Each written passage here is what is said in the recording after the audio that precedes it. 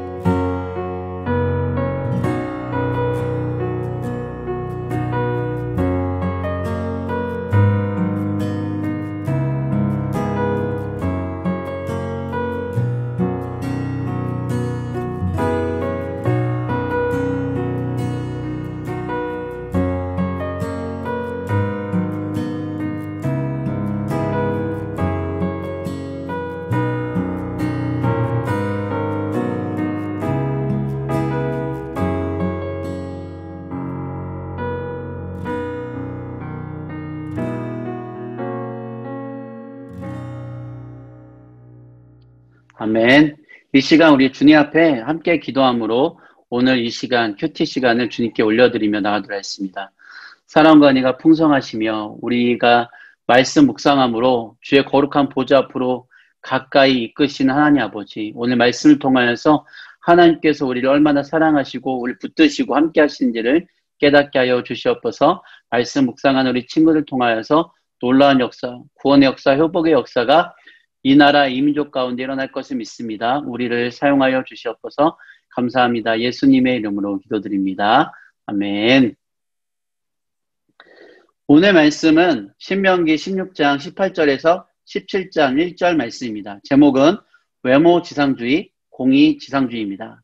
어떤 말씀인지 한번 우리 같이 읽어보도록 하겠습니다. 본문은 항상 3번 꼭 읽어주시기를 부탁드리고요. 제가 같이 함께 한번 읽으면 그 다음에 멈춰두시고 2번 꼭 읽어보시기를 바랍니다. 같이 함께 말씀 읽도록 하겠습니다. 내 하나님 여호와께서 내게 주시는 각 성에서 내 지파를 따라 재판장들과 지도자들을 둘 것이요 그들은 공의로 백성을 재판할 것이니라.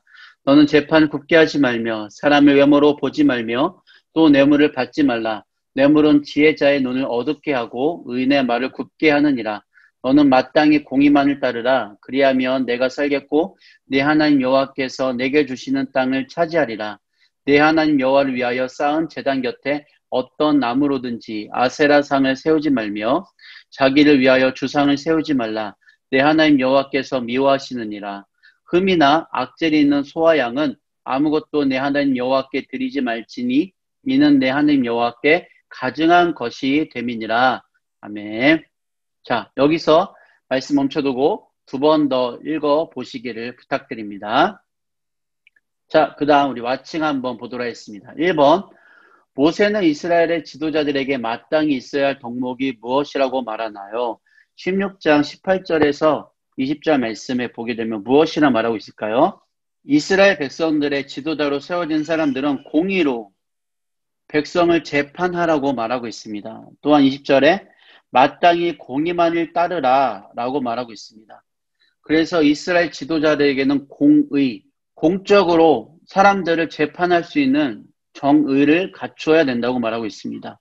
그래서 어떤 정에 따라서 누구를 알고 있기 때문에 어떤 친구와 어떤 친밀한 관계이기 때문에 그런 평가하고 재판하는 것이 아니라 말씀을 따라서 하나님의 거룩한 말씀의 기준을 따라서 그 말씀의 기준을 삼아서 재판을 행하라고 말씀하고 있는 것이죠. 자, 2번. 모세는 하나님께서 미워하시고 가증히 여기시는 것이 무엇이라고 말하나요? 라고 되어 있는데요. 하나님께서 무엇이 말할까요? 바로 아세라상 세우는 것이고 주상을 세우는 것입니다. 또한 흠이나 악질 있는 소와 양은 하나님께 드리지 말라고 말씀하고 있습니다. 우상을 섬기는 것과 또한 하나님 앞에서 정결하지 못한 짐승을 제단 위에 제물로 드리는 것, 이것이 바로 하나님께서 미워하시고 가증히 여기시는 것입니다. 하나님을 멸시하는 것, 우상을 섬기는 것, 그리고 하나님께 온전한 것을 드리지 않는 것이 바로 하나님께서 미워하시고 가증한 것이라고 말하고 있는 것이죠. 3번 보도록 하겠습니다. 모세는 왜 백성에게 자기를 위한 주상, 즉 자신의 성공과 자신의 유익, 자신의 만족을 위한 주상을 세우지 말라고 했을까요?